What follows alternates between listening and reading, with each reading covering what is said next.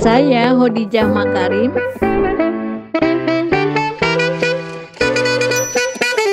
Assalamualaikum warahmatullahi wabarakatuh. Saya Hodijah Makarim. Topik kita kali ini adalah contoh skripsi kualitatif.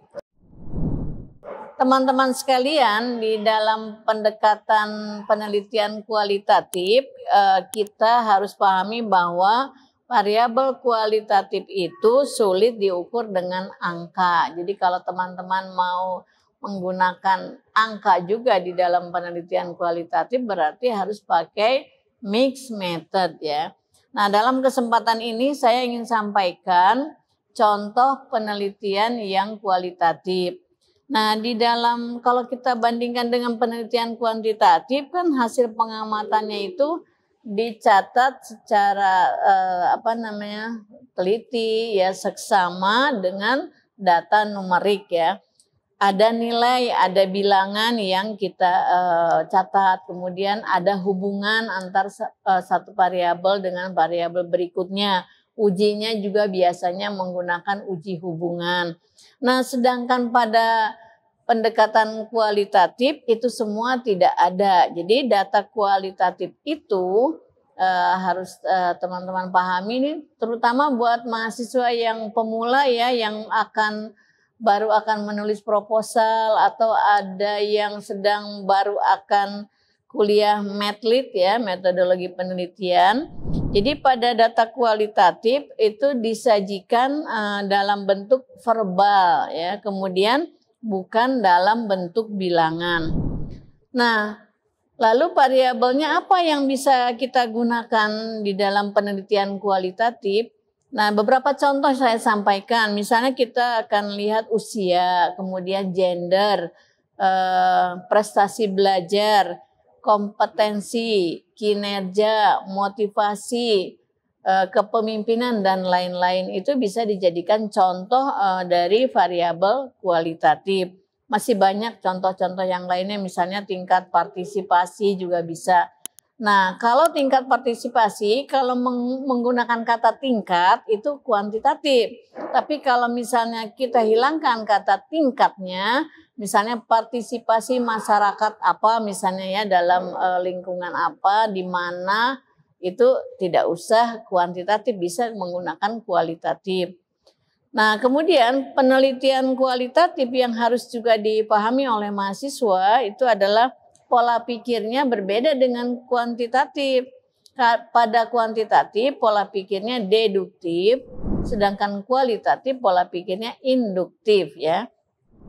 Contohnya, ini akan berpengaruh pada saat teman-teman akan menulis latar belakang masalah. Jadi kalau kuantitatif mulainya dari deduktif, dari teori ya. Tapi kalau kualitatif mulainya dari induktif, dari hasil pengamatan ya. Jadi apa yang nyata itulah yang kita mulai menuliskan di dalam latar belakang masalah. Nah, berikutnya juga berpengaruh pada saat menuliskan kerangka berpikir. Kerangka berpikirnya juga dimulai dari induktif ya, ini pada pendekatan kualitatif. Lalu saat akan menulis analisis datanya juga mulai dari induktif ya. Jadi jangan lupa semuanya mulai dari induktif. Mulai dari berpikir induktif, membuat latar belakang juga induktif, pola pikirnya induktif, kemudian membuat kerangka berpikirnya juga induktif. Kemudian pada saat di bab 4 menulis analisis datanya juga mulai dari induktif. Ini untuk pendekatan kualitatif. Nah, berikutnya ingin saya sampaikan juga buat teman-teman bahwa pada variabel kualitatif itu adalah objek yang menjadi fokus penelitian kita gitu ya. Jadi apa yang akan menjadi fokus penelitian kita itu akan kita tulis di dalam judul ya, dan seperti itu. Nah, baik teman-teman sekalian, supaya ini bisa memberikan bantuan lah buat teman-teman yang akan membuat proposal kualitatif. Pertama misalnya, contohnya ya, peran kepala sekolah dalam melaksanakan manajemen mutu terpadu. Ya, kemudian bisa juga macam-macam cara-cara belajar anak usia dini. Kemudian bisa juga gaya belajar siswa berkebutuhan khusus ya. Gaya belajarnya seperti apa gitu ya. Atau strategi pembelajaran pada pendidikan inklusi. Ini juga kan kalau kita membicarakan tentang strategi, banyak faktor yang dibahas. Ini cocok menggunakan pendekatan kualitatif. Atau kita ingin menganalisis kinerja guru, mau guru SD, guru SMA, guru SMP, SMA, atau SMK, itu kita bisa menggunakan pendekatan kualitatif. Tinggal pilih masalahnya apa, kemudian yang mau kita analisis apa, kita batasi ya. Karena kalau tidak dibatasi nanti yang berkaitan dengan analisis kinerja itu banyak faktornya.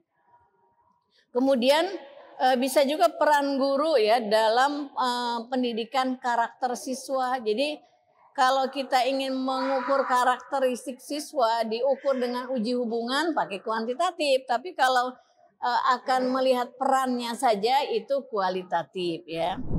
Teman-teman mahasiswa, selanjutnya ingin saya sampaikan contoh-contoh skripsi kualitatif dalam bidang-bidang yang lain ya.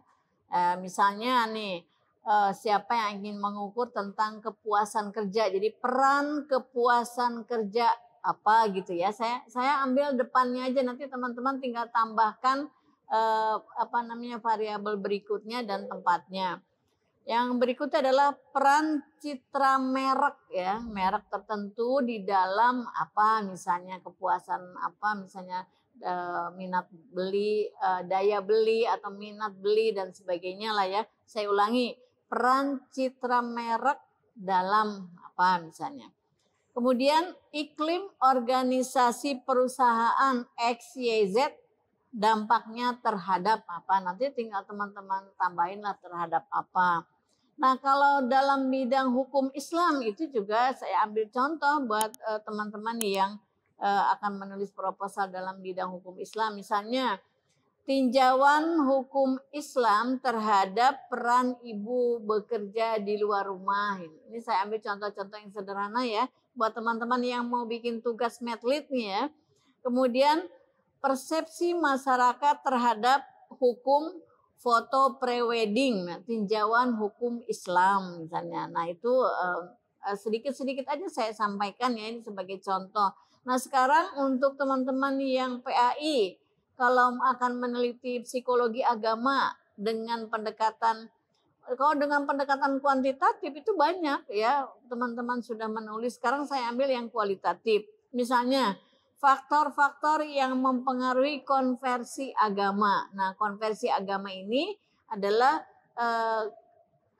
perubahan sikap beragama pada orang dewasa ya. Jadi kalau pada remaja, kalau ada terjadi penurunan dan peningkatan kualitas iman si remaja itu bukan disebabkan oleh konversi agama, tapi karena dia sedang dipengaruhi oleh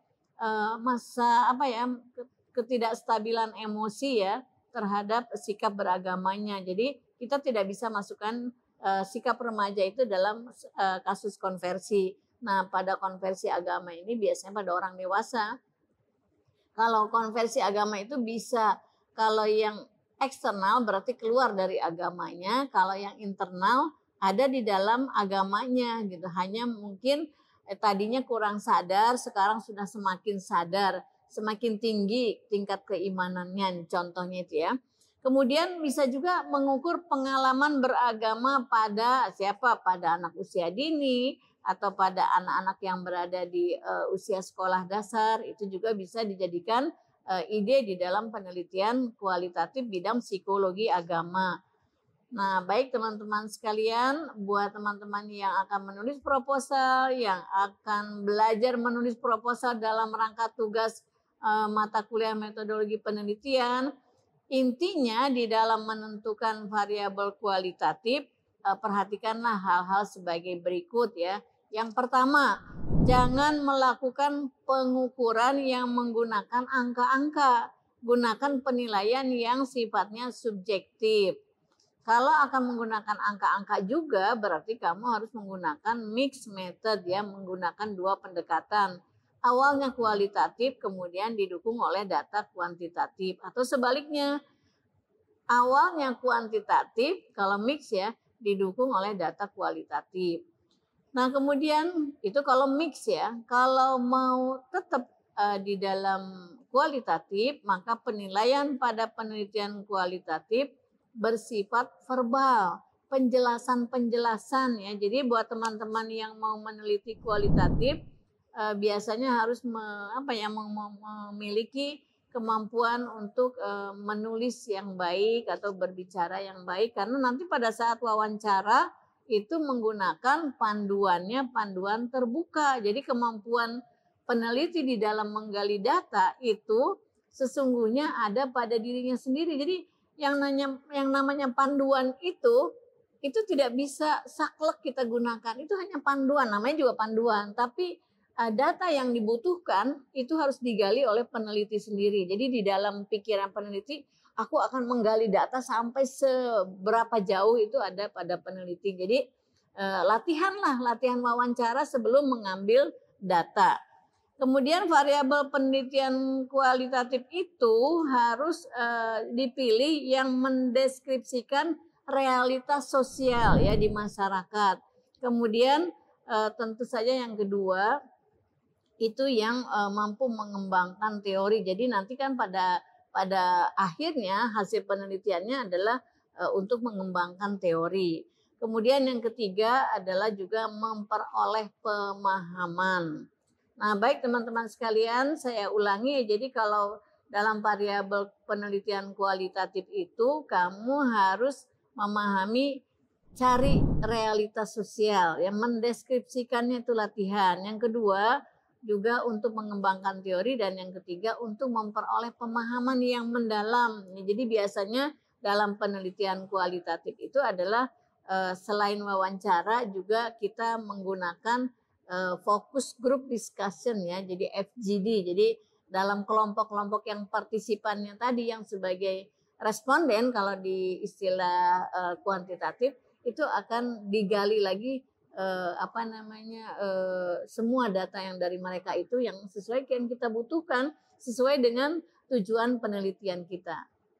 Terima kasih teman-teman, mudah-mudahan ini bisa membantu teman-teman di dalam rangka menulis proposal atau melakukan penelitian atau untuk tugas-tugas kuliah metodologi penelitian. Mohon maaf bila ada kekurangan. Assalamualaikum warahmatullahi wabarakatuh.